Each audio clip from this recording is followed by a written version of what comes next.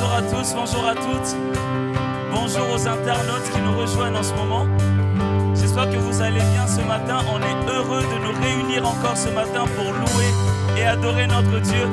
On va commencer par ce premier chant qui dit que notre Dieu est bon. Nous voulons le proclamer tous ensemble. On tape dans les mains. 2, 1, 2, 3, et...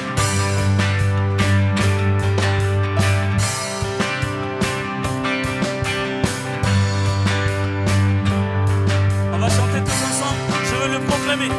Comment?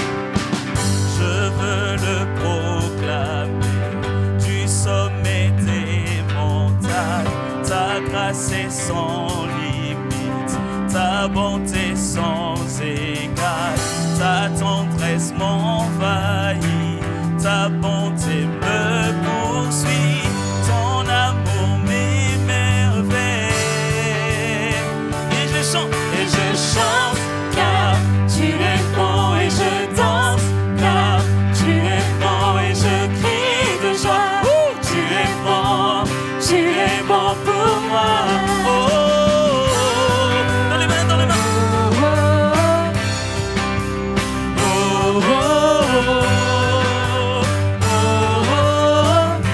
Viens dans tout l'univers, tous ensemble. Viens dans tout l'univers, à toi ne se compare. Les océans, la terre, sont reflets de ta gloire. Dans mes plus sombres nuits, ta splendeur m'éblouit, ton amour m'émerveille.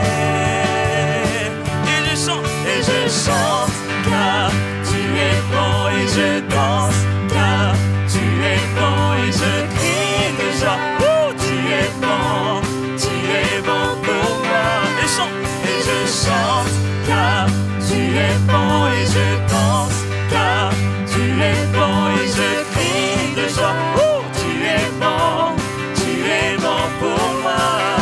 Un cri sur mes lèvres, ma vie te s'élève. Tu es bon, tu es bon. Vent, soleil et pluie, mon cœur te redit.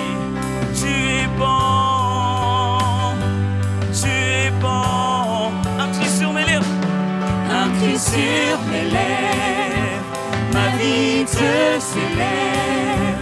Tu es bon, tu es bon. Vent, soleil et pluie, mon cœur te redit. Tu es bon, tu es bon. Laissez-moi vous entendre. Et je chante, car tu es bon, et je danse, car tu es bon, et je crie de joie. Tu es bon pour moi. Et je chante, car tu es bon, et je danse, car tu es bon, et je crie de joie. Tu es bon pour moi. Oh, oh, oh, oh, oh, oh, oh. Encore une fois. Oh, oh, oh, oh, oh. Tu es bon, tu es bon.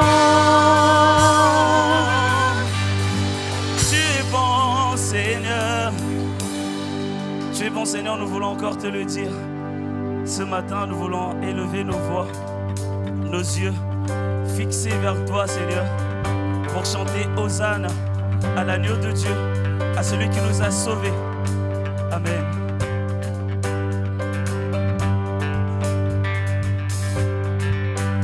Un chant s'élève, les yeux se tournent vers toi, se tournent vers toi. L'espoir renaît, les cœurs soupirent après toi. toi.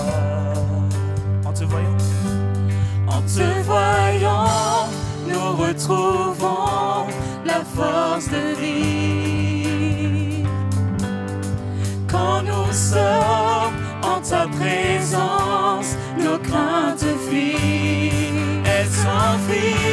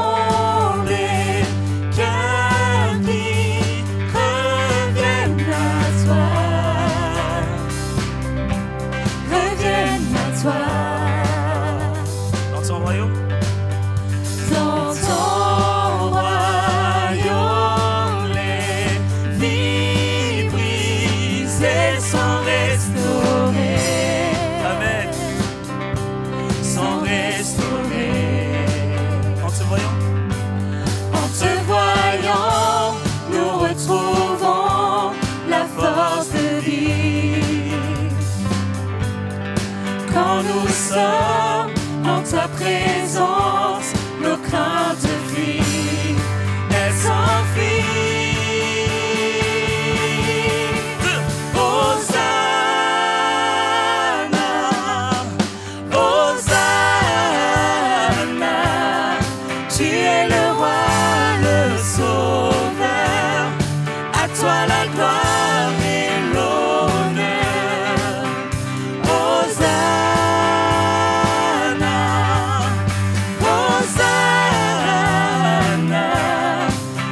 Hosanna. Jésus, Hosanna, Hosanna, Hosanna, tu es le roi, le sauveur, à toi la gloire et l'honneur. Hosanna, Hosanna, nous t'accueillons parmi nous, sois le bienvenu, ô Jésus. Sois le bienvenu ce matin, Seigneur. En te voyant, nous retrouvons la force de vivre. Amen. Quand nous sommes en ta présence, nos craintes fuient. Est-ce qu'on peut déclarer tous ensemble? En te voyant, nous retrouvons la force de vivre. Quand nous sommes en ta présence, nos craintes fuient. En te voyant, en te voyant, nous retrouvons la force de vie. Quand nous sommes en ta présence, nos craintes fuient. Amen. C'est vrai que nos craintes fuient en ta présence. Nos peurs s'enfuient en ta présence, Seigneur. Tous ceux qui t'ont rencontré, Seigneur, leur vie ne sont plus restés les mêmes, Seigneur. Parce que c'est toi qui changes, tu transformes, tu restaures, Seigneur. La Bible dit dans Éphésiens chapitre 2, de verset 1 au verset 8, « Vous étiez morts par vos offenses et par vos péchés, dans lesquels vous marchiez autrefois, selon le train de ce monde, selon le prince de la puissance de l'air, de l'esprit qui agit maintenant dans les fils de la rébellion. Nous tous aussi, nous étions de leur nombre, et nous vivions autrefois selon les convoitises de notre chair, accomplissant les volontés de la chair et de nos pensées, et nous étions par nature des enfants de colère comme les autres.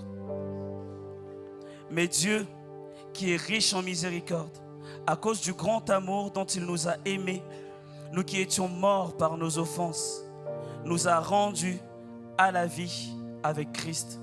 C'est par grâce que vous êtes sauvés.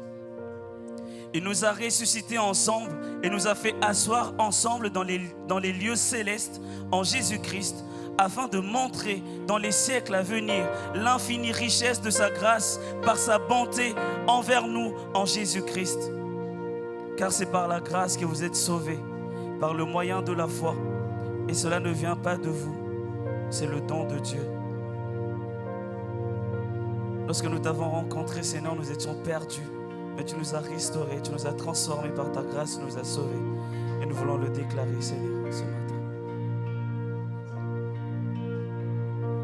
J'étais brisé, vidé sans espoir.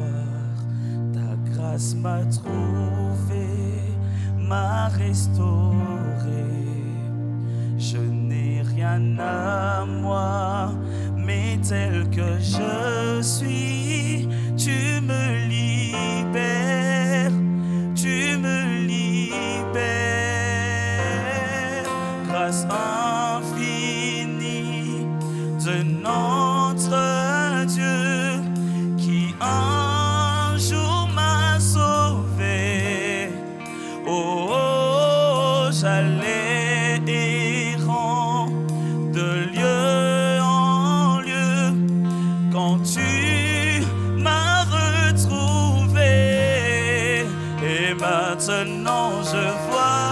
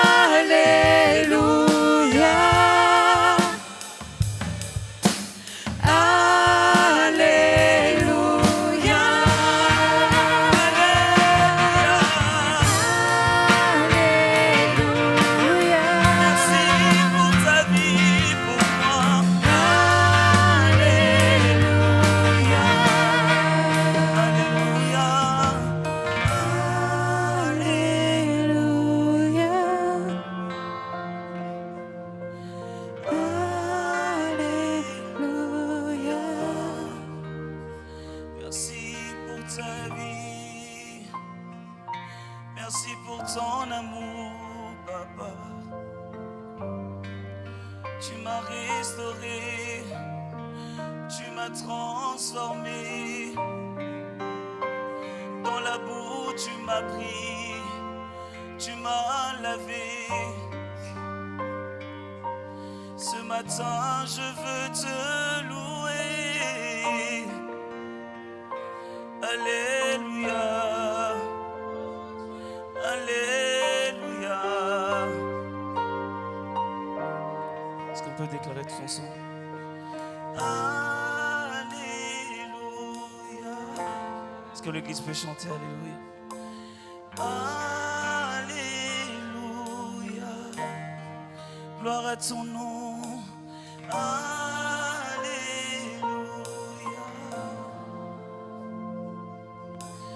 Alléluia. Merci Seigneur pour ton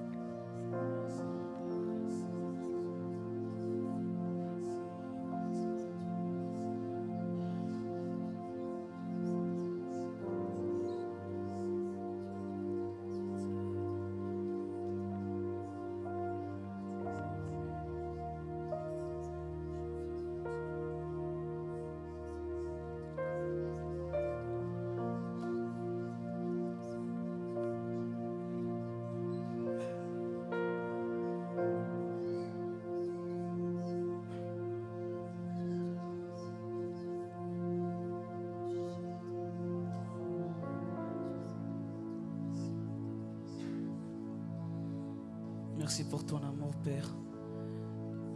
Merci parce que tu restaures, Seigneur. Merci parce que c'est toi qui changes nos vies. C'est toi qui nous transformes, Seigneur. Merci parce que tu fais ce que notre cœur, nos yeux ne peuvent pas, n'ont jamais vu, ce que nous ne pouvons pas imaginer, Seigneur. Merci pour ta grâce. Je peux faire infiniment et au-delà.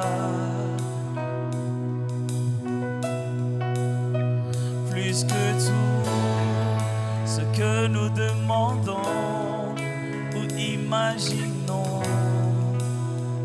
Amen.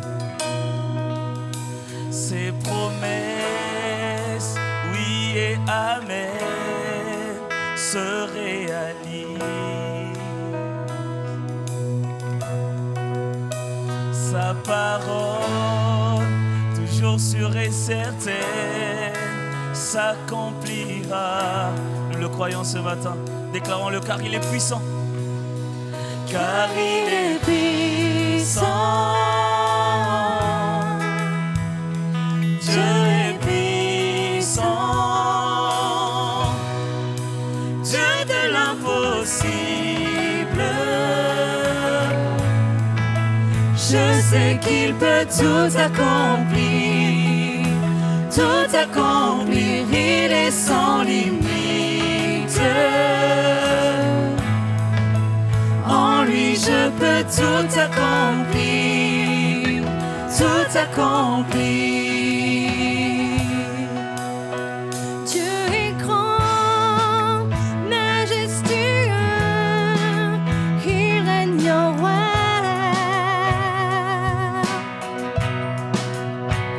Il ordonne et calme les tempêtes, il a tout pouvoir.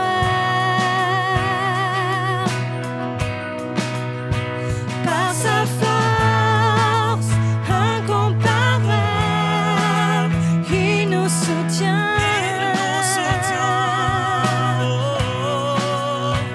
À savoir, tout ce qui était mort revient à la vie. Oh Dieu, Dieu de l'impossible. Je sais qu'il peut tout accomplir, tout accomplir, il est sans limite. En lui je peux tout accomplir, tout accomplir, Dieu de l'impossible. Je sais qu'il peut tout accomplir, tout accomplir, il est sans limite. En lui je peux tout accomplir, tout accomplir.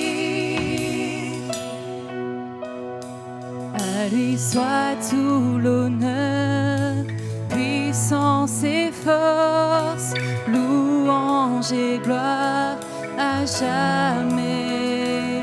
À lui soit tout l'honneur, puissance et force, louange et gloire à jamais.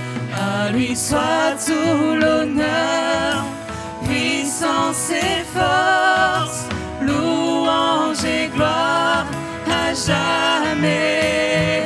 À lui soit tout l'honneur, puissance et force, louange et gloire à jamais. Dieu de l'impossible. Je sais qu'il peut tout accomplir, tout accomplir, il est sans limite. En lui je peux tout accomplir, tout accomplir, Dieu de l'impossible. Je sais qu'il peut tout accomplir, tout accomplir, il est sans limite. En lui je peux tout accomplir, tout accomplir. Est-ce qu'on croit à un Dieu de l'impossible, qu'il peut tout accomplir, qu'il n'y a rien dans ta vie qui soit un problème pour lui, pour peu qu'on lui reste fidèle et qu'on passe du temps dans sa présence. Amen. J'espère que vous allez bien, ETM, ce matin. Yes, super. Soyez bénis et bienvenue dans la maison de Dieu. Peut-être qu'il y en a qui sont là pour le week-end prolongé au milieu de nous. Eh bien, soyez les bienvenus. Soyez bénis également. On aura un temps après avec Pasteur Joanne dans le hall d'accueil si vous voulez échanger, vous présenter. Voilà. N'hésitez pas à venir nous voir pour qu'on puisse faire connaissance. Et si vous êtes nouveau, vous voulez intégrer l'église, voilà, on pourra vous diriger vers des groupes qui pourraient correspondre à vos besoins. Au niveau des annonces ce matin, justement, si vous êtes nouveau dans la foi, que vous voulez en savoir un peu plus sur la foi chrétienne, repartir sur les bases, qui est Dieu, Jésus, le Saint-Esprit, qu'est-ce que la prière, la repentance, c'est quoi ces mots bizarres ? Eh bien, on a un parcours découverte qui débutera le 29 mai. Donc si vous voulez vous y inscrire, eh bien, dans le hall d'accueil, il y aura un stand avec notre frère et notre sœur qui sont ici présents. Vous pourrez directement vous inscrire. C'est 4 sessions de 2 heures et c'est la première étape si vous voulez aussi vous faire baptiser. Voilà, donc il y aura un parcours baptême qui est à la suite de ça, mais déjà parcours découverte si ça vous intéresse. Mercredi 13 mai, les explorateurs de la Bible sur 1 Corinthiens 14. Explorateurs de la Bible, c'est on vous donne les moyens pour que vous puissiez lire votre Bible. Peut-être certains, même des anciens, vous avez l'habitude, vous avez déjà lu votre Bible plusieurs fois. Eh bien là, on va vous donner des outils pour aller encore plus loin. C'est accessible à tout le monde. C'est pas uniquement accessible à des Bac+8. C'est accessible à tout le monde. On vous donne des moyens pour savoir aller creuser un peu plus profondément dans la parole. Et c'est un thème peut-être qui va passionner plusieurs d'entre vous. En Corinthiens 14, on nous parle des dons spirituels. Voilà, c'est pas une prédication, c'est une étude du texte où on vous amène vous-même à simplement découvrir ce que le texte nous raconte. Voilà, donc si ça vous intéresse, venez nous voir, on vous rajoutera dans le groupe WhatsApp, vous aurez toutes les informations. Mercredi 13 mai, ici, le soir, à l'église. Vous savez, ça fait un petit moment qu'on en parle, il va y avoir le rassemblement Écho ce week-end, donc 15 au 17 mai, vendredi, samedi, dimanche. On a besoin de la prière de chacun d'entre vous. Vous savez que Écho, c'est beaucoup d'investissement, de temps, d'argent. D'ailleurs, voilà, il y a beaucoup d'organisations qui est derrière et c'est un événement tous les 3 ans. Ça dure 3 jours tous les 3 ans. On sait que c'est des moments forts où les jeunes, les ados vont vivre des choses fortes parce que quand on se dédie à Dieu, comme ça, forcément Dieu répond. Délivrance, guérison, baptême dans le Saint-Esprit, appel aussi. C'est ce que l'on vit dans ces moments-là. Et on le sait aussi, on ne veut pas que ce soit un moment qui soit uniquement basé sur l'émotion, sur 3 jours, et qu'une semaine après, il ne se passe plus rien. Et c'est pourquoi on va solliciter l'Église aussi. On veut vous solliciter pour commencer à prier dès maintenant. Tous les soirs, c'est possible, tous les jours. Enfin, je dis tous les soirs, chacun prie comme il veut, mais tous les jours, commencer à prier pour ce sujet-là. Parce que les ados et les jeunes, ce n'est pas l'Église de demain, c'est l'Église d'aujourd'hui. S'ils ont donné leur cœur à Christ, ils sont frères et sœurs. D'accord ? Et on a besoin de prier les uns pour les autres et on veut que ce qui soit mis à Écho soit rentabilisé quelque part. Vous voyez ce que je veux dire ? Donc que l'on prépare les cœurs, qu'on prie pour l'organisation, pour tous nos jeunes, pour tous les intervenants, etc. On vous demandera aussi de prier pendant le week-end prochain.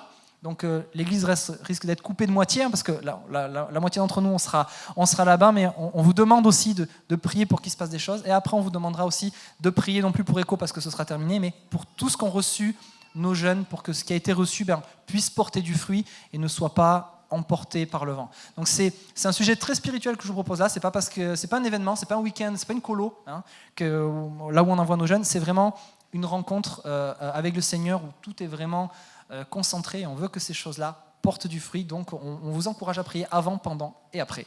Vous êtes OK avec ça ? Oh purée, il y a personne. On est dans une église de chrétiens ici ou pas ? Vous êtes OK avec ça ? Rassurez-moi, vous priez à la maison ? Oui. Vous m'avez mis une sueur, je sais pas, Pasteur Joanne, va falloir y aller avec l'onction pour la prédication. Vous m'avez fait stresser là. Au premier culte, ils étaient plus motivés. Non, je blague, mais si ça peut vous motiver à prier, gloire à Dieu.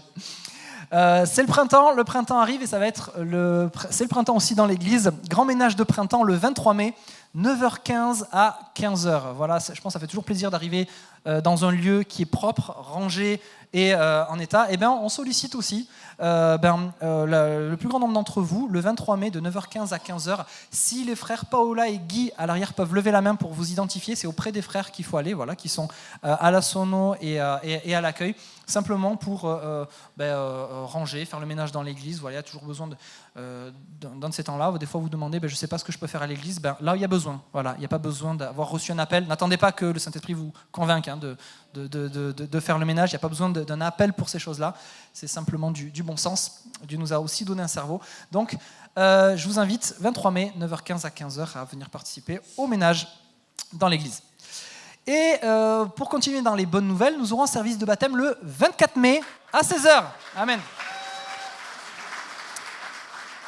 Alors, j'ai bientôt reçu toutes les informations, toutes les photos. Donc, normalement, la semaine prochaine, vous aurez tous les visages des frères et sœurs qui se baptisent. Voilà, j'ai deux, trois choses à terminer, mais on aura tout ça week-end prochain. Et enfin, dernière annonce, c'est, vous vous rappelez qu'on a fait une chaîne de prière en début d'année. Vous vous rappelez, voilà, tous ceux qui ont participé, c'est terminé là, il n'y a pas longtemps, je ne sais plus quand c'était, dans la semaine là. Donc, imagine, depuis janvier jusqu'à aujourd'hui, il y a une personne qui a prié tous les jours pour les sujets, et vous aussi, bien sûr, vous avez continué à prier, bien entendu. En fait, la chaîne de prière, elle n'a pas pour vocation juste de nous faire prier un jour, c'est pour nous éduquer aussi spirituellement à prier, pas que pour nous, mais pour l'Église aussi. Et on voudrait remercier toutes les personnes qui se sont investies là-dedans aussi, parce que tous les sujets qui étaient apportés, c'était des sujets majoritairement d'Église, sujets portés vers l'Église en partie. Et également, si vous avez vécu des choses grâce à cela, on aimerait que vous puissiez venir nous voir, parce qu'on voudrait réserver un temps de témoignage mardi soir, mardi qui arrive là, pour parler un petit peu de ça. Donc voilà, si vous avez vécu des choses par rapport à cette chaîne de prière, n'hésitez pas à venir nous voir, pour qu'on puisse partager ça ensemble. Est-ce que ça va ? Yes. Alors je vous invite à prier avec moi pour remettre ces temps dans les mains de Dieu. Père éternel, nous te bénissons et nous te rendons grâce pour tout ce qui se vit, tout ce qui se prépare aussi. Nous savons que toutes choses sont entre tes mains et nous voulons remettre la partie de la prédication, particulièrement Pasteur Johan, Seigneur, que tu le remplisses, Seigneur, de ton esprit, que tu le remplisses de tous les dons nécessaires à l'exercice de la prédication, mais également que tu nous disposes nos cœurs à recevoir ce que nous avons besoin de recevoir. Tu nous connais, tu connais nos besoins, Seigneur. Nous voulons être attentifs à ce que tu as nous donné. Sois béni dans le nom de Jésus. Amen. Amen. Bonjour Église, comment allez-vous ce matin ? Bien, heureux d'être là avec vous dans cette matinée, heureux pour ce temps de louange, d'adoration et heureux de pouvoir ouvrir la Bible. Et ce matin, Dieu a déposé une question sur mon cœur, une question que je me pose constamment et une question que j'aimerais vous poser. J'aimerais vous demander ce matin tout simplement comment va ton cœur ? Comment va ton cœur spirituellement ? Comment va ton cœur avec Jésus-Christ ? Comment va ton cœur dans ta marche, dans ta vie de chaque jour ? Il y a 15 jours de cela, mon message, c'était « À qui appartient ton attention ?» Sur quoi fixes-tu ton regard ? Vers où, sur quoi tu fais focus ? Est-ce que tes pensées, tes regards, ton cœur est focalisé sur les choses d'ici-bas qui vont disparaître ? Ou est-ce que tu prends le temps de te focaliser, de lever tes regards, de fixer tes regards sur Dieu, son royaume, sa volonté, les plans, les projets qu'il a sur ta vie ? Sur quoi je fixe mon attention ? Et la semaine dernière, le pasteur Franck Kouachi, qui était là, nous a invités à nous approcher de Dieu. Approchez-vous avec un cœur sincère. Approchez-vous avec un cœur plein de foi. Des messages importants. Mais comprenez que selon comment va mon cœur, je ne serai pas focus au bon endroit. Je ne serai pas orienté au bon endroit. Si mon cœur n'est pas focus sur Jésus-Christ, sur sa volonté, je risque de me laisser désorienter et de m'orienter vers des choses qui vont être éphémères.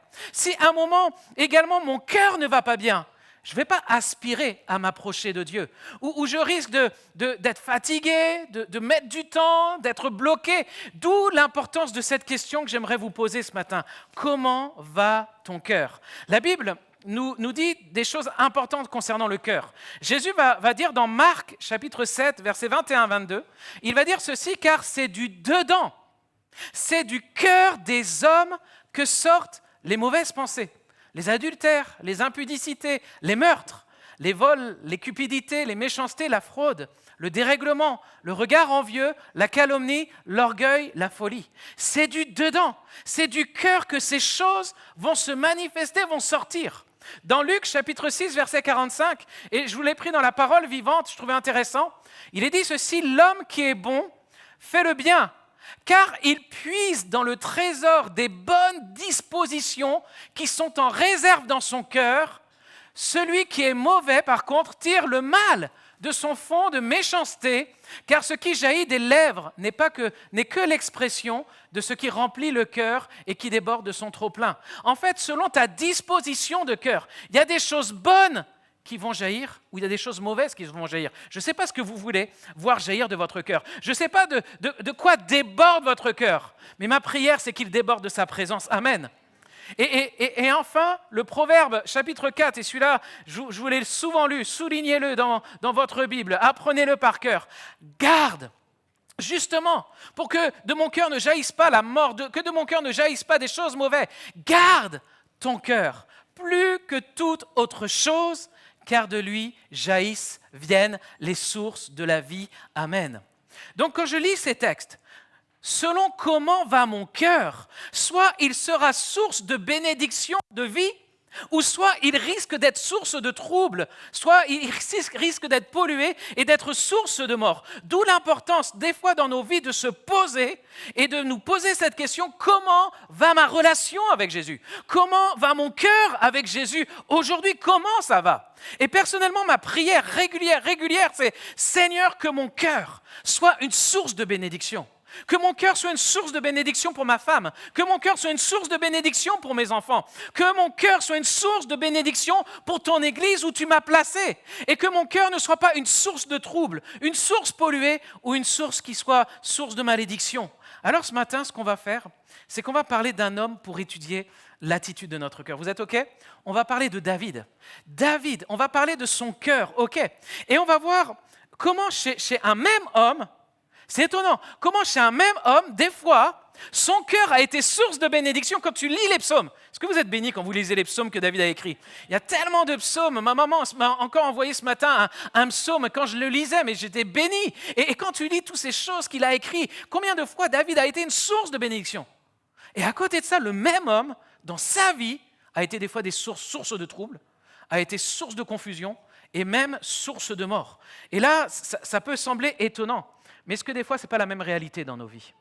Et des fois, dans ma propre vie, je peux être une source de bénédiction, mais si je ne veille pas sur mon cœur, d'un coup, je peux devenir une source empoisonnée, je peux devenir une source polluée qui va manifester des choses qui vont blesser, des choses qui vont faire le mal.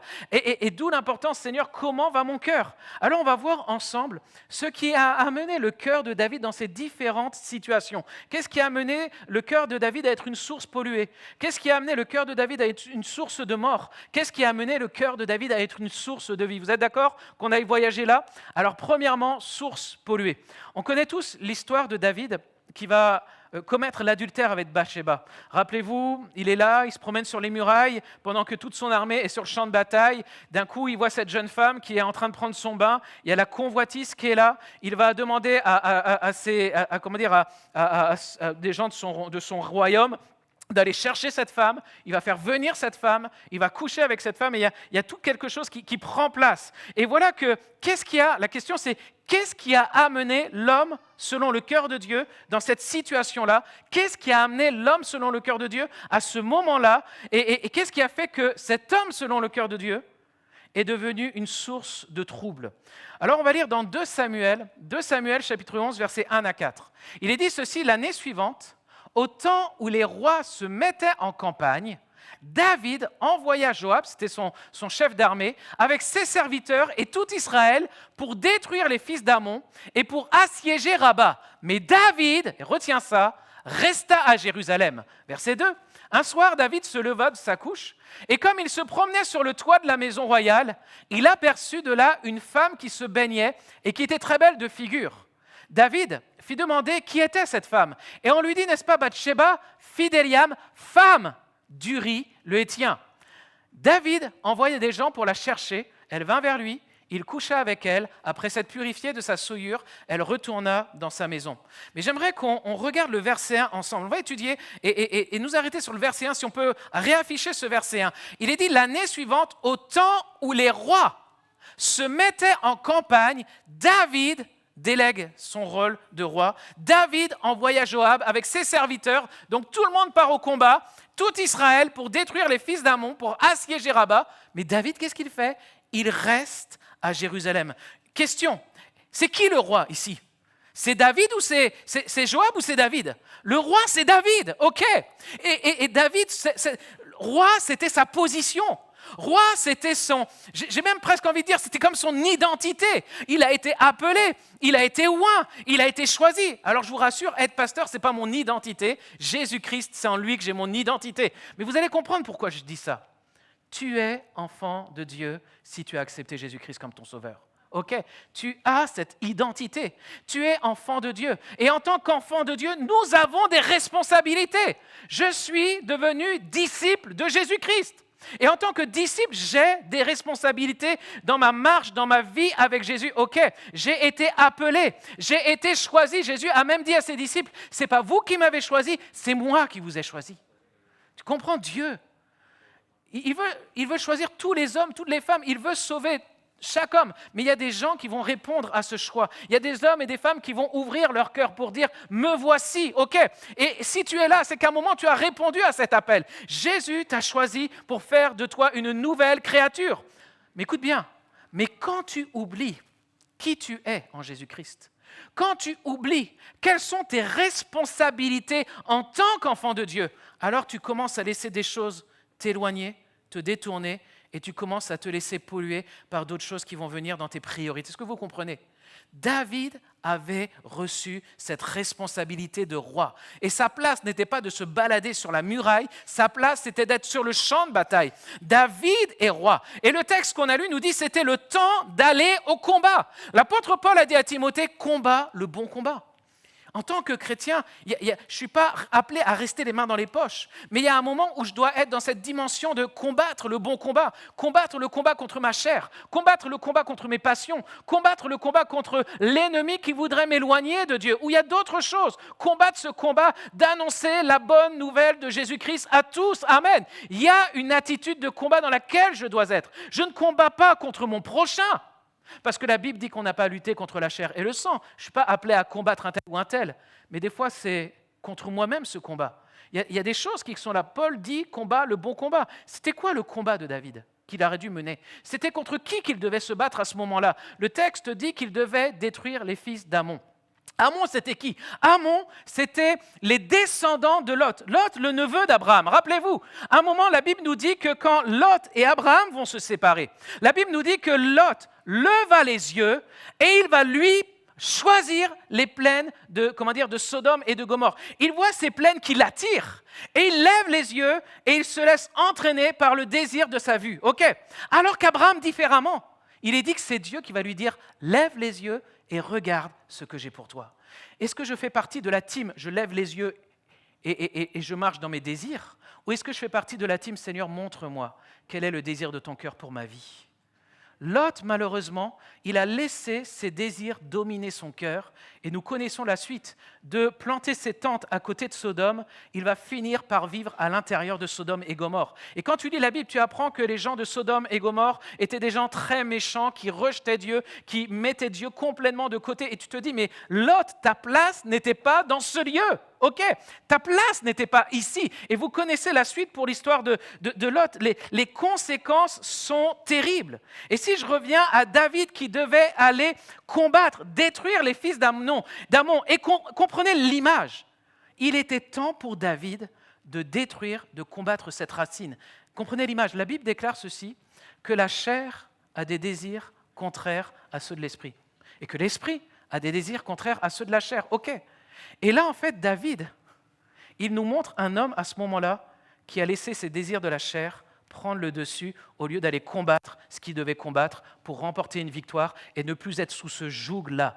Il y a des combats dans ta vie que tu dois affronter pour ne pas te laisser manger, pour ne pas te laisser dominer. Amen. Comprenez cette image. Notre chair a des désirs des fois qui sont contraires et qui peuvent nous plonger dans des conséquences terribles. Écoute bien, la Bible ne dit pas « fais de tes désirs tes délices », mais « fais de l'Éternel tes délices ». Et il te donnera ce que ton cœur désire. Je répète, la Bible ne dit pas « fais tes délices de tes désirs si tu veux », mais « fais de l'Éternel tes délices ». Parce que lui te connaît parfaitement. Et quand il est dit qu'il te donnera ce que ton cœur désire, des fois tu ne sais même pas ce que ton cœur désire. Mais lui qui te connaît mieux que quiconque et qui a de bonnes choses, parce que sa volonté elle est bonne, agréable et parfaite, va te conduire dans des choses auxquelles tu ne pensais même pas, auxquelles tu n'imaginais même pas. Mais Dieu connaît ton cœur et il va t'amener là, parce qu'il te connaît et parce que tu lui donnes la première place. En tant qu'enfant de Dieu, écoutez bien, je dois combattre, je dois détruire des œuvres de la chair qui sont en moi. Mais malheureusement, David ne le fait pas. David, dans cette histoire-là, est resté passif. Ça va, vous êtes avec moi ce matin? Vous n'êtes pas passif? Amen. David est resté passif. Écoute bien, dans ma vie de disciple, je ne peux pas rester passif. Je ne peux pas rester passif face au péché. Je ne peux pas rester passif dans le compromis. Je ne peux pas rester passif dans du laisser-aller, sinon mon cœur va être pollué. Et mon cœur risque même de devenir source de pollution et source de trouble. La preuve, qu'est-ce qui se passe dans la suite avec David? David, dans la suite du texte, on l'a lu, va commettre l'adultère. Son cœur s'égare, son cœur est pollué et son cœur va polluer cette femme. Cette femme était mariée. Son cœur non seulement se pollue, mais son cœur va polluer également cette femme. Regardez ce que nous dit Jacques, chapitre 1, versets 14 à 15. Il va dire ceci parce que ça va encore aller plus loin. Mais chacun est tenté quand il est attiré et amorcé par sa propre convoitise. Puis la convoitise, lorsqu'elle a conçu, enfante le péché, et le péché, étant consommé, produit la mort. Ok, David a convoité Bathsheba. La convoitise a amené David à pécher, il commet l'adultère. Mais ça ne s'arrête pas là. La suite, c'est qu'elle va tomber enceinte et qu'ensuite, il va y avoir la mort qui va s'installer. Non seulement on voit que le cœur de David devient une source de trouble, une source polluée, mais la suite du texte va nous montrer que David va devenir une source de mort pour le mari de cette femme vers qui il a été. Écoutez bien, c'est le deuxième point, source de mort. Bathsheba tombe enceinte. Et voilà que David, à un moment, au lieu d'assumer la situation, David va chercher à cacher le mal qu'il a fait, va chercher à cacher son péché. Est-ce qu'on n'est pas comme ça des fois? Soyons honnêtes. Qu'est-ce que Adam et Ève ont fait après avoir désobéi et lorsque Dieu vient dans le jardin d'Éden? Ils vont se cacher. Ça, c'est la nature de l'homme. Je me cache. Je cache les mauvaises choses que je fais. Et vous savez, on peut cacher beaucoup de choses. À Dieu, tu ne peux rien cacher. Hein. Je te le rappelle simplement. On peut cacher beaucoup de choses aux hommes, mais à Dieu, tu ne caches rien. Mais surtout, honnêtement, ma question, c'est que même si tu caches les choses, comment va ton cœur? Dans quel état est ton cœur? Dans quel état était le cœur de David quand il cache les choses? Le psaume 32, verset 3 déclare ceci: « Tant que je me suis tu », d'autres versions disent « Tant que je ne reconnaissais pas ma faute ». Donc tant que je cache les choses, mes os se consumaient et je gémissais toute la journée. Est-ce que vous entendez ça? Tant que je me taisais, tant que je n'ai pas avoué, tant que je n'ai pas confessé à Dieu ma faute, mes os se consumaient. Je gémissais toute la journée. David est dans un état de souffrance intérieure. J'aimerais te dire, le péché m'amène dans un état de souffrance intérieure. Tant que je cache, tant que j'ouvre pas à Dieu mon cœur, tant que je ne crie pas à lui, tant que je me tais, il y a quelque chose qui se consume en moi. Il y a un état de souffrance. Comprenez bien ce matin que mes paroles ne sont pas là pour nous dire « Ouh là là, c'est mal ce que tu fais, c'est pas bien, ouf !» Même si c'est vrai. Mais écoutez bien, je voudrais ce matin nous faire saisir que si nous ne veillons pas sur notre cœur, nous risquons de nous éloigner, nous risquons de tomber, nous risquons de souffrir et nous risquons de faire souffrir. Vous êtes là? C'est ça. Le but ce matin, ce n'est pas de te dire « Ouh, c'est pas bien ce que tu fais, tu es un mauvais chrétien, ceci, cela ». Non, mais tu risques de tomber, tu risques de souffrir et tu risques de faire souffrir autour de toi. Et malheureusement, tu risques même de devenir une source de mort. Ok, c'est ce que David est devenu. L'homme, selon le cœur de Dieu, est venu source de mort. Regardez 2 Samuel, chapitre 11, versets 14 à 15. Il est dit ceci le lendemain matin. David va écrire une lettre à Joab, le chef de son armée, et il va l'envoyer par la main de Uri, le mari de Bathsheba. Et là, il est dit ceci, il écrivit dans cette lettre, David, « Placez Uri au plus fort du combat et retirez-vous de lui afin qu'il soit frappé et qu'il meure. » Waouh, quelle violence! David, l'homme selon le cœur de Dieu, il donne la lettre à Uri, tiens, tu donneras ça à Joab. Et Uri, c'est pas que dans sa main, il a sa lettre de mort. Et là, tu te dis, mais David, qu'est-ce qui se passe? Comment un homme tel que David peut en arriver là? Quand je ne veille pas sur mon cœur, le risque, c'est de tomber de plus en plus bas. Vous savez, les plus grands combats que j'ai eus, entre guillemets, dans le sens de fighting, c'était avec des frères et des sœurs et pas avec des gens de l'extérieur. Je me souviens une fois, je devais rencontrer un frère, je savais que ça allait être chaud. C'était pas ici, c'était dans une autre église. Et j'avais pris un autre frère avec moi pour qu'il soit témoin au cas où, quoi, voilà, que je puisse avoir un témoin. Et je me souviens que pendant tout cet entretien, le frère, il était là, il était assis. Heureusement qu'il y avait une table entre nous, je ne sais même plus si ici il y avait une table. Il était assis, mais il était là comme ça. Et quand l'entretien s'est terminé, je me souviens que l'autre frère qui était là comme témoin pour être à côté de moi, il était éducateur auprès d'enfants difficiles, d'adolescents difficiles. Et à la fin, il me dit, mais purée, même mes ados ne me parle pas aussi violemment. Et il me dit, mais pendant tout le temps, j'ai cru qu'il allait se lever et qu'il allait te taper. Quand je ne veille pas sur mon cœur, même si à un moment j'ai dit oui à Jésus, attention que mon cœur ne s'endurcisse pas.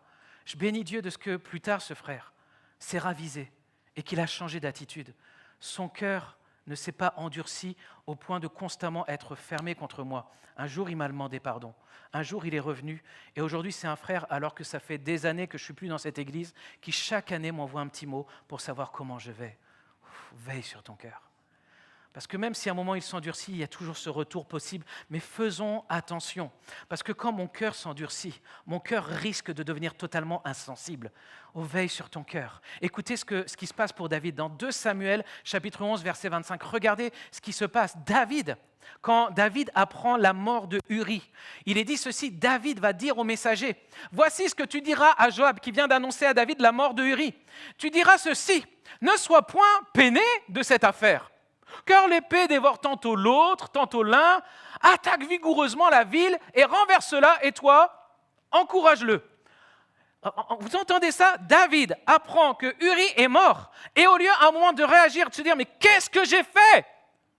C'est pas grave, c'est des choses qui arrivent, il est mort, et alors? On était au combat. Est-ce que tu entends? En fait, là, son cœur est devenu totalement insensible. Et quand je ne veille pas sur mon cœur risque de s'éloigner, de s'endurcir, de devenir source de trouble. Mais mon cœur risque de s'endurcir et de devenir insensible. David, qu'est-ce qui t'arrive? Je me souviens d'une image un jour qui disait en fait que la conscience, ça peut ressembler à une roue avec des pointes. Je ne sais pas si vous avez déjà entendu cette image. Et quand tu fais quelque chose de mal, cette roue, elle tourne sur ton cœur, tu vois. Et avec les pointes, là, ça te déchire, ça te blesse, et tu sais que ce que tu fais est mauvais. C'est là, et ta conscience, elle est éveillée. C'est là. Mais cette image dit que si tu continues malgré tout de faire le mal, tu continues, encore. La roue, elle tourne, ah, ça fait mal. Mais au bout d'un moment, les pointes commencent à s'user. Les pointes commencent à être émoussées, et voilà que plus ça va, et plus la roue elle continue de tourner, mais tu es devenu complètement insensible, et tu persévères dans les choses qui sont mauvaises. Est-ce que vous comprenez? Seigneur, que mon cœur ne devienne pas insensible, que mon cœur ne s'endurcisse pas. D'où l'importance ce matin de me poser cette question, comment va mon cœur? David, oui, il est devenu insensible, mais je bénis Dieu de ce que c'était un homme qui savait se remettre en question, un homme qui savait s'humilier, un homme qui savait à nouveau se mettre à genoux devant Dieu. Et écoutez ce que David un jour a écrit. Dans le psaume 139, David a fait cette prière. Et quelque part, c'est la prière que je crois qu'on doit tous régulièrement faire. David va dire ceci, « Sonde-moi, ô Dieu, et connais mon cœur, éprouve-moi, et connais mes pensées. Regarde si je suis sur une mauvaise voie, et conduis-moi sur la voie de l'éternité. Amen. Sonde-moi. » Au début du psaume, David dit, « Éternel, tu me sondes et tu me connais. » Tout le monde peut dire ça. Tout le monde peut dire, « Oui, Dieu me connaît. » Ok. Mais à la fin du psaume 139, c'est comme si cette fois-ci, David passe à un cran supérieur, où là, il autorise Dieu à venir dans son cœur. Sonde-moi, connais mon cœur, éprouve-moi, connais mes pensées, parce que je veux savoir si je suis sur le bon chemin ou si je suis sur un mauvais chemin. Est-ce que vous comprenez? Et là, c'est l'homme selon le cœur de Dieu. Montre-moi où j'en suis, parce que je veux rester sur la voie de l'éternité. Combien veulent rester sur la voie de l'éternité ce matin? Combien veulent dire, Seigneur, sonde-moi, ô Dieu, aiguise à nouveau mon cœur, aiguise à nouveau ma conscience. Je ne veux pas devenir insensible. Parce que l'histoire de David, dans cette histoire qu'on vient de lire, il n'y a pas eu qu'un seul mort. Il n'y a pas eu simplement Uri le Héthien qui est mort, mais comprenez qu'il y a eu des victimes collatérales.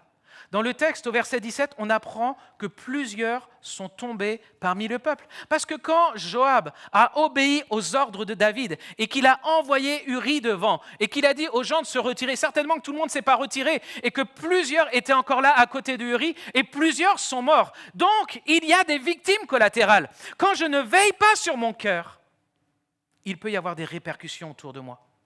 Je répète.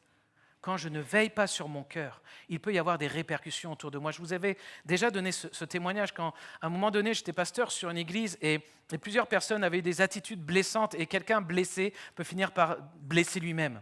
Et je me souviens, étant blessé, il y a eu des moments où je me retrouvais du haut de l'estrade et je commençais à régler mes comptes. Et là, un jour, Dieu m'a repris et m'a arrêté. Et il m'a dit, Johan, stop. Tu es en train de polluer toute l'Église. Wow. Quand Dieu te parle comme ça, je peux te dire, ça te calme. Tu es en train de polluer. Parce que tu es en train de t'adresser à ces quelques personnes qui te blessent. Toi, tu es en train de blesser toute l'Église. Toi, tu es en train d'entraîner tout le monde dans ton histoire. Un peu, pour vous donner une image, c'est comme si à un moment, des parents ont des soucis de couple et qu'ils veulent intégrer leurs enfants dans leurs soucis de couple. Dis à maman que c'est pas bien ce qu'elle fait. Dis à papa que ce qu'il fait, c'est pas bien. Mais c'est honteux. Ne mêle pas tes enfants à tes histoires d'adultes. Ne mêle pas tes enfants à tes problèmes de couple. Règle tes problèmes. Prends le temps devant Dieu, mais ne mêle pas tes enfants à ces histoires-là. Et quelque part, Dieu me reprend, me montrant, mais en faisant ça, tu es en train de polluer toute l'Église. Et je me souviens, ce jour-là, j'ai plié le genou, j'ai crié à Dieu, j'ai demandé pardon. Et je lui ai dit, Jésus, plus jamais, lorsque je prêcherai ta parole, que je vienne avoir une attitude comme cela, où ça soit des paroles qui sortent de ma bouche, qui sortent de mon cœur, qui sortent de ma volonté, mais que ça soit toujours ta parole, ton cœur, qui soit manifesté. Amen. Et que Dieu me garde dans cette disposition. Mais vous comprenez, mon cœur blessé a fait qu'il y avait des victimes collatérales. Alors que j'étais en train de régler des comptes, il y avait des victimes collatérales. Une autre histoire avec des victimes collatérales, l'histoire de Samson. Vous vous rappelez Samson? Samson qui va recevoir une onction de libérateur. Samson qui avait une force surhumaine. Samson qui était libérateur du peuple d'Israël contre les Philistins. Mais voilà que Samson n'a pas veillé sur son cœur. Ça va, vous êtes avec moi? Samson n'a pas veillé sur son cœur et la Bible nous dit qu'il va ouvrir son cœur à une femme Delila. Ok. Et rappelez-vous que Delila, à un moment, le texte dit, elle va voir. Quand elle piège Samson, elle va voir que Samson lui avait ouvert son cœur et là, elle va lui couper les cheveux et Samson va perdre toute son onction, va perdre toute sa force. Mais écoutez, maintenant que Samson n'a pas veillé sur son cœur, qu'il a été, mis hors d'usage, ou je ne sais pas comment on pourrait dire, qui va libérer le peuple? Qui va être libérateur du peuple d'Israël? Plus personne. Le peuple devient victime collatérale d'un homme qui n'a pas veillé sur son cœur. Comprends une chose, en toi, il y a le libérateur. En toi, il y a Jésus-Christ. Et quand tu as accepté Jésus, il a déposé une onction sur ta vie. Et si tu ne veilles pas sur ton cœur, comprends qu'il peut y avoir des victimes collatérales. Quand tu veilles sur ton cœur, tu peux être une source de bénédiction pour un grand nombre autour de toi. Tu peux être une source de libération parce que tu proclames la bonne nouvelle de Jésus-Christ qui libère encore aujourd'hui. Amen. Mais si je ne veille pas sur mon cœur, qui va annoncer la bonne nouvelle à ces hommes et à ces femmes? Comment ces hommes et ces femmes seront au bénéfice du libérateur? Et voilà que, parce que je n'ai pas veillé, il y a des victimes collatérales autour de moi. Seigneur Jésus, garde-moi. Attention à qui et à quoi je vais ouvrir mon cœur. Alors on pourrait se poser la question, mais que faire, pasteur? Que faire dans ces situations-là? Proverbe, chapitre 4, verset 23. Garde ton cœur plus que toute autre chose. C'est pas simplement garde ton cœur, c'est garde ton cœur plus que toute autre chose. Car de lui viennent les sources de la vie. Tu entends cela? Et dans la version Semeur, c'est par-dessus tout. Veille soigneusement sur ton cœur, car il est la source de tout ce qui fait ta vie. Dieu a déposé un dépôt en nous. Dieu a déposé sa vie en nous. Oh, garde ton cœur. Ne laisse pas des choses polluer ton cœur. Ne laisse pas des choses venir t'éloigner. Garde ton cœur plus que toute autre chose. C'était pourtant le cœur de David. Dans Actes 13, verset 22, Dieu va dire ceci, « J'ai trouvé David, un homme selon mon cœur. » Oh Dieu, fais de nous des hommes et des femmes selon ton cœur. mais donne-nous de rester des hommes et des femmes selon ton cœur. Je répète, fais de nous des hommes et des femmes selon ton cœur, mais donne-nous de rester des hommes et des femmes selon ton cœur, parce que nous allons garder notre cœur. Amen. Alors, troisième point et dernier point, que notre cœur soit source de vie. Combien veulent que leur cœur soit source de vie? Seigneur, fais de notre cœur cela. Et pour cela, je vous propose de parler de l'histoire toujours de David, mais cette fois-ci de David face à Goliath. Vous connaissez l'histoire de David et Goliath? Goliath, rappelons-le, c'était ce géant qui était là, qui provoque Israël, qui a des paroles de malédiction, qui a des paroles de mépris. Goliath, c'est l'image de quelqu'un, c'est l'image de quelque chose qui veut te dominer, qui veut dominer tes pensées, qui veut dominer ta vie. C'est l'image de quelqu'un qui veut prendre l'ascendant sur toi. C'est l'image de quelqu'un qui veut te rendre esclave ou qui veut rendre tes pensées. Est-ce qu'il y a des choses où tu as le sentiment que ça voudrait te rendre esclave? Ok. Ce n'est pas forcément une personne, ça peut être des choses, tu sais que c'est là, ça va te rendre esclave. Goliath, c'est l'image de quelqu'un qui, au final, veut ta mort. Ça, c'est la finalité de Goliath. Il veut ta mort. Et il y a des choses qui veulent notre mort, qui veulent nous amener dans une mort spirituelle. Cette image de Goliath, c'est l'image des œuvres de l'ennemi. C'est l'image de notre péché. Le salaire du péché, c'est la mort. Donc, c'est l'image de quelque chose qui va m'empêcher d'être source de vie. Mais là, je bénis Dieu. Dans l'histoire de Goliath, David va réagir. Amen. David n'est plus dans une situation. David n'est pas passif devant Goliath. David va réagir. Et on est loin du David passif de tout à l'heure. Ok. Écoutez ce que David va dire. Regardez dans 1 Samuel chapitre 17, 24. Ça, c'est le contexte. À la vue de Goliath, de ce géant, de cet homme, tous ceux d'Israël s'enfuirent devant lui et furent saisis d'une grande crainte. L'atmosphère ambiante, c'est que dès que Goliath s'approche, le peuple prend la fuite. Ok. Et regardez maintenant David, moi je trouve ça tellement beau. David, c'est encore un jeune homme. Il vient juste d'être oint pour devenir plus tard roi, mais le peuple ne le sait pas encore. Mais voilà que David arrive sur le champ de bataille et David va dire aux hommes qui se trouvaient près de lui, « Mais que fera-t-on à celui qui tuera ce Philistin et qui ôtera l'opprobre de dessus Israël?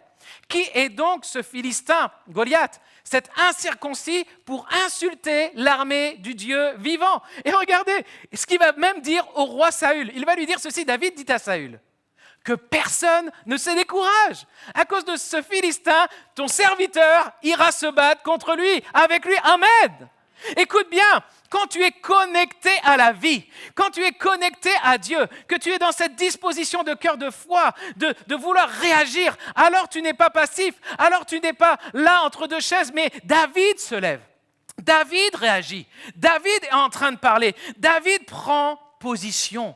Et nous ce matin, est-ce que nous allons être une église passive, des chrétiens passifs, ou est-ce que je vais être un homme, une femme qui réagit face à mes Goliaths? Est-ce que je vais être un homme, une femme qui va me lever et qui va prendre position? Écoute bien ceci. Dans ce texte, David est une image de Jésus-Christ qui est venu combattre pour nous. Tu es là ce matin? Il est une image de Jésus-Christ qui est venu combattre nos géants, qui est venu pour nous délivrer de l'emprise du péché, qui est venu pour nous délivrer de l'emprise de l'ennemi et de tout ce qui voudrait te dominer et de tout ce qui voudrait te détruire. Jésus est venu. Amen. Jésus est celui qui a été oint. David, juste avant d'affronter Goliath, avait reçu l'onction. Jésus nous dit, l'Esprit du Seigneur est sur moi et il m'a oint pour annoncer une bonne nouvelle aux pauvres, pour proclamer une année de grâce, pour délivrer les captifs, etc. Jésus a été oint pour faire une œuvre en toi. Jésus, comme David face à Goliath, est venu pour t'aider face à tes géants. La croix était un champ de bataille, mes amis. La croix, ce n'était pas un moment de joie. La croix a été un champ de bataille où l'ennemi croyait terrasser Jésus-Christ. De la même façon que Goliath croyait terrasser David. Mais j'aimerais te dire, celui qui a été vainqueur, et plus que vainqueur, c'est Jésus-Christ. Amen. À la croix, il a remporté la victoire pour nous offrir le salut. À la croix, il a remporté la victoire pour t'offrir le pardon. À la croix, il a remporté la victoire pour t'offrir la vie éternelle. Jésus est source de vie. Amen. Rappelez-vous quand il rencontre cette femme samaritaine et que cette femme, qu'il va dire à cette femme, si tu connaissais qui est celui qui te demande à boire, eh bien tu lui aurais toi-même demandé à boire et il t'aurait donné de l'eau vive. Cette eau vive, si tu as reçu Jésus-Christ, elle est en toi. Celui qui est source de vie, si tu as accepté Jésus comme ton sauveur, écoute bien et comprends cela, il vit en toi. celui qui a vaincu l'ennemi, le péché, la mort, il vit en toi. Le résultat, c'est que tu peux avancer sur le champ de bataille. Tu entends cela? Je répète, parce qu'il vit en toi, tu peux avancer sur le champ de bataille. Écoutez ce que David va dire à Goliath. Alors que Goliath s'avance, 1 Samuel 17, versets 45 à 47, David va dire aux Philistins, « Tu marches contre moi avec l'épée, la lance et le javelot. Moi, je marche contre toi au nom de l'Éternel des armées, du Dieu de l'armée d'Israël que tu as insulté. » Verset suivant. « Aujourd'hui, l'Éternel te livrera entre mes mains, et je t'abattrai et je te couperai la tête. Aujourd'hui, je donnerai les cadavres du camp des Philistins aux oiseaux du ciel et aux animaux de la terre, et toute la terre saura qu'Israël a un Dieu. Et toute cette multitude saura que ce n'est ni par l'épée, ni par la lance que l'Éternel sauve, car la victoire appartient à l'Éternel et il vous livre entre nos mains. Amen. » Réalise le contexte. Ok, David, ce petit jeune homme qui est là, même quand il essaye de prendre l'armure de Saül, en fait, elle ne lui va pas parce qu'il flotte dedans, ok. Mais en face de lui, tu as un gars de 3 mètres de haut, tu as un géant, rien que sa lance, elle te fait ta taille, ok. Elle est plus grande, plus costaud que toi. Et là, David, vous entendez ces paroles, David n'est pas en mode provocation. David n'est pas en mode orgueil. David est en mode, je marche contre toi, non pas par mes propres forces, non pas en mon nom, mais au nom de l'Éternel. Écoute-moi bien, mon ami, mon frère, ma sœur. Ne marche pas en ton propre nom. Ne marche pas par tes propres forces. Parce que ce n'est ni par ta force, ni par ta puissance, mais c'est par son esprit. Marche au nom de celui qui est plus que vainqueur, Jésus-Christ. Marche au nom de celui qui est vivant, parce que la victoire lui appartient. Est-ce que tu peux dire avec moi, la victoire appartient à Dieu? Amen. Amen. Dans ma vie, la victoire appartient à Dieu. Et regardez la suite. Regardez quand un cœur est disposé dans la présence de Dieu, quand un cœur est source de vie, regardez ce qui se passe, verset 48. Aussitôt, rappelez-vous, tu as un gars de 3 mètres en face de toi, aussitôt que le Philistin se met en mouvement pour marcher au-devant de David, imaginez, tu as le gars, il commence à faire un pas, il fait un pas, tu as David qui saute, quoi. Hein? La terre tremble. Et là, qu'est-ce que David est en train de faire? David court sur le champ de bataille à la rencontre du Philistin. Seigneur Jésus, écoute-moi bien, quand ton cœur est bien disposé, quand ton cœur est motivé, tu cours, non pas dans la passivité, tu cours, tu réagis, tu es en mouvement. Est-ce que nous avons une église qui veut être en mouvement ce matin? Tu n'es pas passif, mais tu cours. L'apôtre Paul disait, je fais une chose, oubliant ce qui est en arrière et me portant vers ce qui est en avant, je cours vers le but. Est-ce que tu veux courir ce matin? Est-ce que nous sommes une église qui veut courir vers le but que Dieu a pour nos vies, vers le but que Dieu a pour son Église? Paul nous dit, ou c'est dans Hébreux, où il est dit ceci, que nous voulons fixer nos regards vers Jésus pour courir dans la carrière qui nous est ouverte. Est-ce que tu es conscient de cela? Il y a quelque chose que Dieu veut ouvrir. Il y a quelque chose que Dieu veut ouvrir à ta vie. Il y a quelque chose que Dieu veut ouvrir à son Église. Et je ne veux pas être passif. Et je ne veux pas passer à côté. Je veux courir dans ces choses que Dieu a pour moi. Et rappelle-toi, Jésus est celui qui a terrassé les Goliaths. Amen. Maintenant, ça va, vous êtes là? En quoi David a été une source de vie? Si je lis maintenant le verset 49 à 52, il est dit ceci, que David va mettre sa main dans sa gibecière, il va prendre une pierre, il lance avec sa fronde, il frappa le Philistin au front, la pierre s'enfonce dans le front du Philistin qui tombe le visage contre terre. Waouh!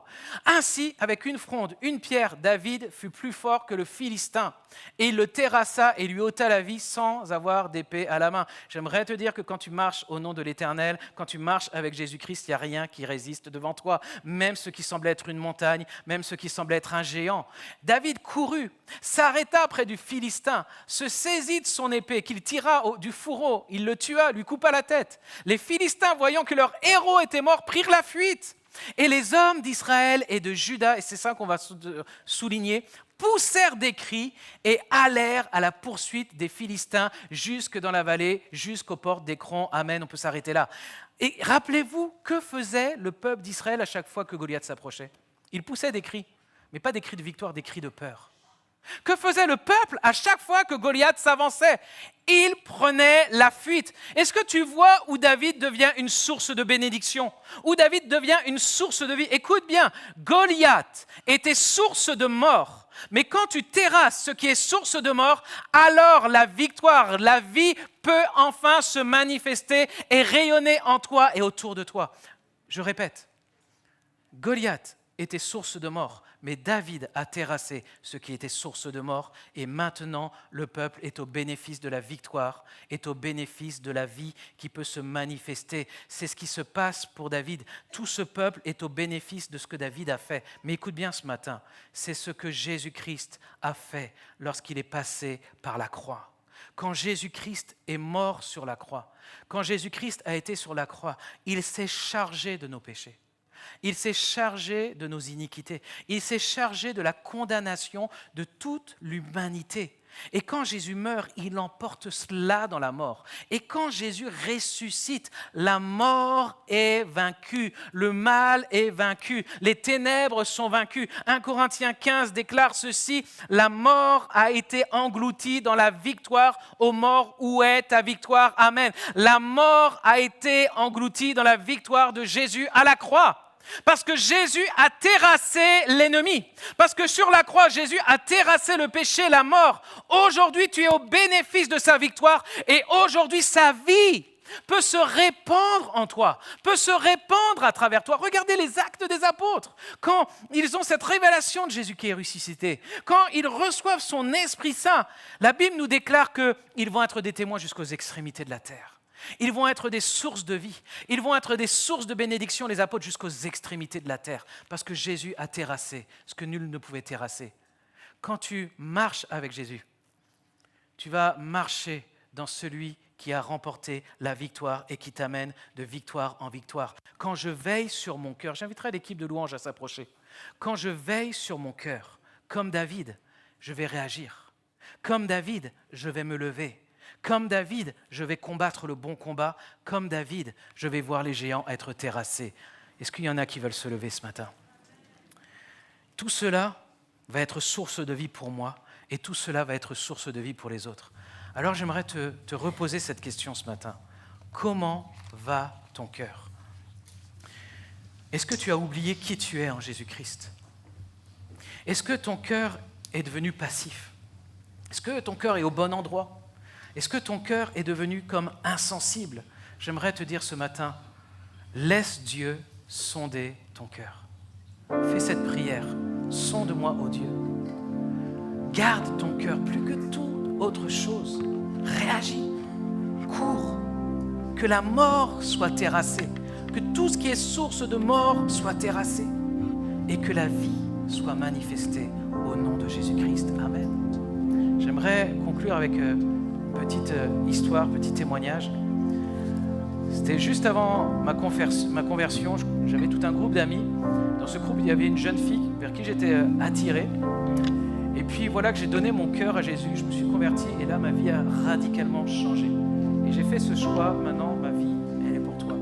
Et voilà que 2-3 mois après ma conversion, je me souviens, je me retrouve en soirée et il y a cette jeune fille qui est là. Et là, je sens que mon cœur est comme de nouveau saisi. Et là, je me revois en train de prendre cette jeune fille dans mes bras. Elle était gentille, pas de souci. Elle m'écoutait quand je lui parlais de Jésus, okay, mais ça n'allait pas plus loin. Et là, je me revois en train de la prendre dans mes bras et d'un coup, dans mon cœur, je sens, Joanne, stop, va pas plus loin. C'est pas ce que j'ai pour toi. Et là, je me souviens prendre position et avec gentillesse, délicatesse, me dire, ça n'ira pas plus loin. Parce que j'ai fait un choix qui est de lui donner ma vie. Et j'ai pris position ce jour-là. Et la suite, c'est que l'expérience après l'expérience, Dieu m'a appris d'être rempli de son esprit. Et là, je m'engageais dans ce baptême, commencer l'école biblique, rentrer dans le ministère à Paris, tout ça en très peu de temps, rentrer en église. Et de là, ça me servir Dieu avec elle. Je me souviens maintenant, si je suis marié avec Vanessa, ça fait quelques années, je suis pasteur. Je me souviens, à minuit, je dors et là, j'ai un songe. Et là, dans ce songe, je me vois marié avec cette jeune fille dont je viens de vous parler. Je me vois marié avec elle et je me vois... en fait, si je n'avais pas répondu à l'appel de Dieu, je serais chef d'entreprise. Je devais récupérer l'entreprise de mon père. L'entreprise que mon grand-père avait fondée, créée, que mon père avait repris et que je devais succéder, que je devais reprendre. Mais en répondant à l'appel de Dieu, Dieu a mis un fardeau sur mon cœur pour le servir et les choses ont évolué comme ça. Mais là, dans mon rêve, je me vois gérant l'entreprise de mon père. Je me vois marié avec cette jeune femme. On pourrait dire une vie normale, classique, tout va bien. Mais dans mon âme, dans mon cœur, un malheur de folie. Au fond de moi, je suis mal. Au fond de moi, il y a comme quelque chose qui me dit, tu es passé à côté. Je suis là, je suis déchiré en moi. Il y a une souffrance qui est là. Et je suis pas bien. Et là, d'un coup, je me réveille, je sors de ce songe. Et là, quand je me réveille, je vois Vanessa qui dort à côté de moi. Et là, quand je la vois, je fais une bouffée d'oxygène, une joie. Et là, je fais c'est carême. Mais là, je me dis, Seigneur, c'est quoi ça? Et là, Dieu me dit, parce que ce jour-là, tu as veillé sur ton cœur. Les choses ont pu se mettre en place. Mais si tu n'avais pas veillé sur ton cœur, voilà ce qui serait arrivé. Une vie normale, classique, ok, mais une misère intérieure. Passer à côté. Si je te dis ça ce matin, c'est je suis sûr que Dieu a quelque chose pour ta vie. Et je veux surtout pas que tu passes à côté de ce que Dieu a pour ta vie. C'est pour ça que je te demande comment va ton cœur. Comment va ton cœur? Parce que c'est tellement important. On est dans les temps de la fin. Et c'est pas le temps d'être passif. C'est pas le temps de faire promenade sur la muraille. C'est le temps d'être actif. C'est le temps d'être au combat. Tout à l'heure, au premier culte, alors qu'il y avait la louange qui prenait un chant, j'étais assis là sur ma chaise et à un moment, j'étais comme transporté et il y avait une vision où je voyais mon corps qui tombait par terre et moi, je sortais de mon corps. C'était le retour de Jésus. Je voyais mon corps tomber par terre et au début, je me voyais pris et mes yeux étaient fixés sur mon corps, sur ici-bas. Et d'un coup, je fixais mon regard sur le ciel et je voyais Jésus, les bras ouverts. Vous savez, la Bible nous dit que quand il va revenir, on va être emporté en un claquement, en un clin d'œil. Mais là, la scène, elle était comme au ralenti, où je me voyais au début et j'étais là. Et d'un coup, je fixe mes regards sur Jésus. Et là, c'était la félicité. C'était la gloire. C'était quelque chose de tellement beau. J'aimerais te dire, ça arrive. Mais quand ça arrive, je veux que mon cœur soit prêt. Pour ça, c'est important ce matin de faire cette prière. Sonde-moi, ô Dieu. Connais mon cœur. Regarde si je suis sur une mauvaise voie. Ne me laisse pas sur une mauvaise voie. Mais conduis-moi sur la voie de l'éternité. Est-ce que tu veux faire cette prière ce matin? Est-ce qu'on peut se lever ensemble? Est-ce que cette parole, je prie pour qu'elle impacte ton cœur. Je prie pour qu'elle ait un impact en toi. Seigneur Jésus. Est-ce qu'on peut dire ensemble? Sonde-moi, ô Dieu, et connais mon cœur. Éprouve-moi et connais mes pensées. Regarde si je suis sur une mauvaise voie et conduis-moi sur la voie de l'éternité. Je t'en supplie, garde-moi sur la voie de l'éternité. Père, au nom de Jésus, Amen. Amen. Ce matin, il y a une invitation. Si dans ce lieu, quelqu'un n'a pas encore fait ce pas, de faire la paix avec Jésus-Christ, oh, je t'en supplie, n'attends pas. Mais ce matin, que tu puisses lui donner ta vie, que tu puisses lui donner ton cœur. Ce matin, si quelqu'un sent que quelque chose s'est refroidi en lui, oh, je t'en supplie, dis-lui, Seigneur, je te donne à nouveau mon cœur. Si tu ne l'as pas encore fait, dis-le lui, Seigneur, je te donne mon cœur. Je te donne ma vie. Manifeste-toi en moi. Si quelqu'un s'est refroidi, sois ranimé par l'Esprit de Dieu ce matin. Sois ranimé et proclame, Jésus, je t'appartiens. Proclame ce matin, Jésus, je t'appartiens. Ma vie est à toi. Mes voies sont en toi. Amen. Que Dieu soit béni. Que Dieu vous bénisse, Église. Amen. Mon cœur est Ton cœur soit disposé. disposé. Réponds à son invitation. Je réponds à ton invitation. Oh Seigneur. Fini de batailler. Je réponds. Je réponds à ton invitation. Cœur est disposé. Mon cœur Oh est Seigneur. disposé. Je réponds à ton invitation. Fini de batailler. Je réponds à ton Laisse-le manifester sa vie en toi ce matin. Laisse-le se répandre dans ce lieu.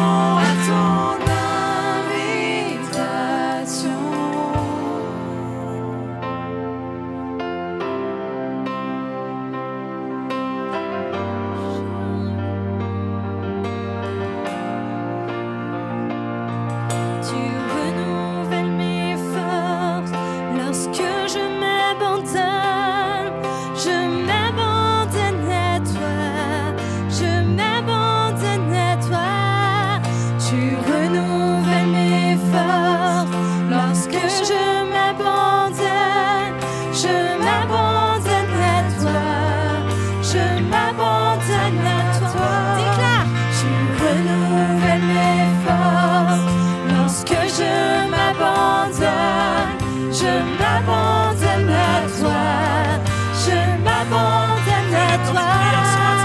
Tu renouvelles mes forces lorsque je m'abandonne, je m'abandonne à toi, je m'abandonne à toi. Tu renouvelles mes forces lorsque je m'abandonne, je m'abandonne à toi, je m'abandonne à toi. Tu renouvelles mes forces lorsque je m'abandonne, je m'abandonne à toi, je m'abandonne à toi.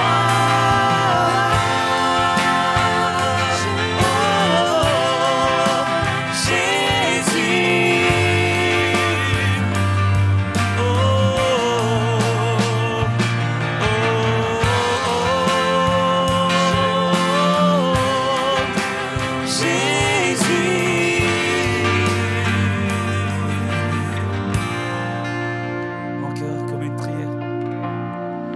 Mon cœur est disposé, je réponds à ton invitation. Fini de batailler, je réponds à ton invitation. Mon cœur est disposé, je réponds à ton invitation.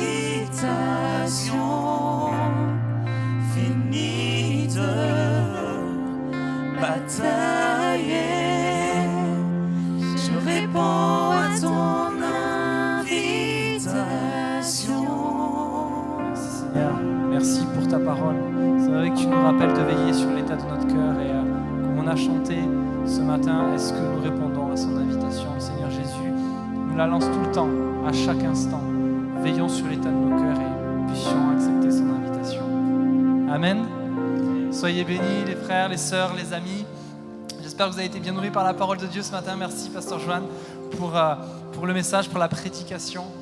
On veut vous saluer à tous, voilà, et particulièrement ceux qui sont ici peut-être pour là ou les premières fois, peut-être vous avez profité du week-end prolongé pour venir nous visiter, soyez les bienvenus au milieu de nous, voilà, ça nous fait plaisir. Avec Pasteur Joanne, on se tiendra dans le hall d'accueil si vous avez des questions, voilà, si vous voulez même prendre un rendez-vous ou quoi que ce soit, sentez-vous libre de venir nous voir. On veut prendre un temps pour saluer peut-être ceux qui viennent pour la première fois aussi. Si c'est le cas, on vous invite simplement à lever la main, enfin qu'on vous accueille, on vous félicite. Et que l'équipe d'accueil puisse vous distribuer également un petit livret avec toutes les informations, les horaires, le programme de l'église. Voilà, si c'est la première fois, simplement levez la main et on vous distribuera tout cela. Je vous rappelle notre prochain rendez-vous, mardi 19h à l'église. Je vais inviter également l'équipe des offrandes à passer dans les rangs et vous souhaite un bon dimanche. Soyez bénis. Merci Pasteur Clément. Est-ce qu'on peut se lever tous ensemble pour prendre ce dernier chant?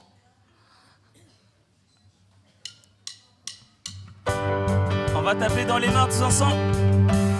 2, 4, 2, 4.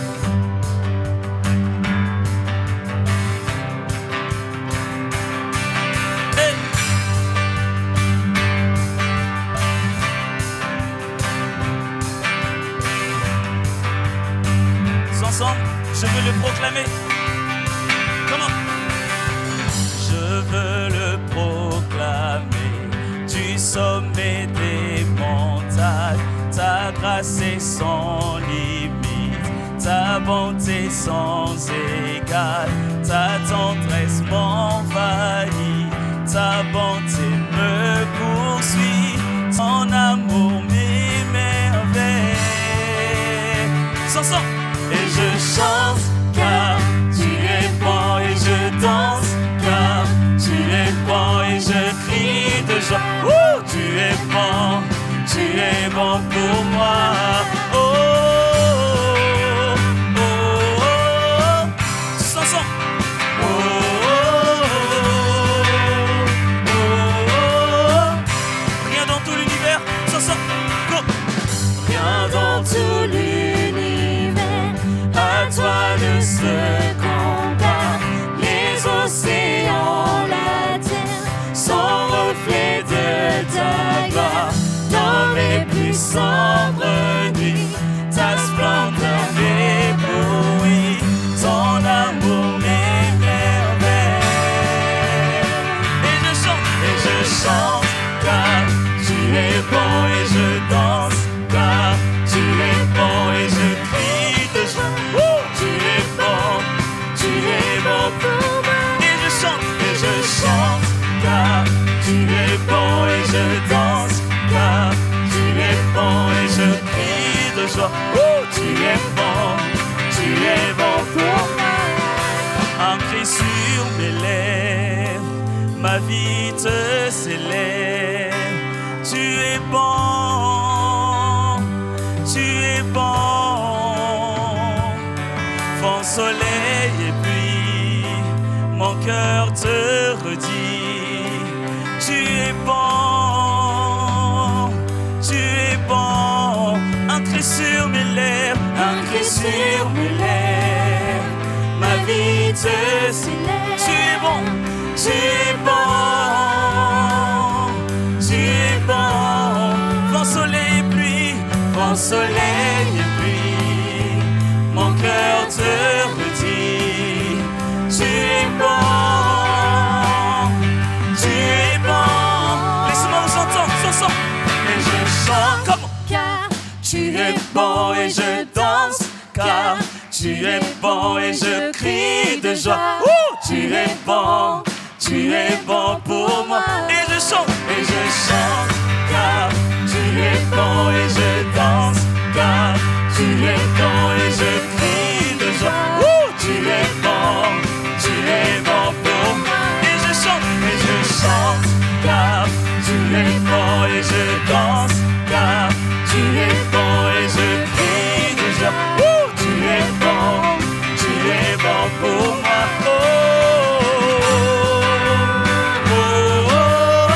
Tous ensemble.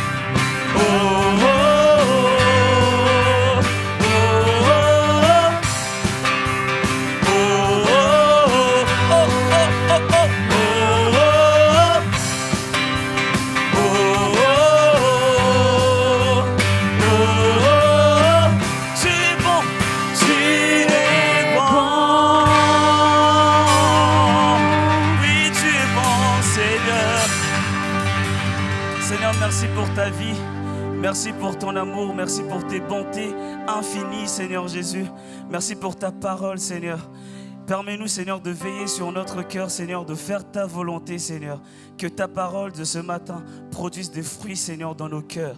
Au nom de Jésus, que nos familles soient bénies, notre travail, notre semaine soit bénie. Au nom de Jésus, Amen.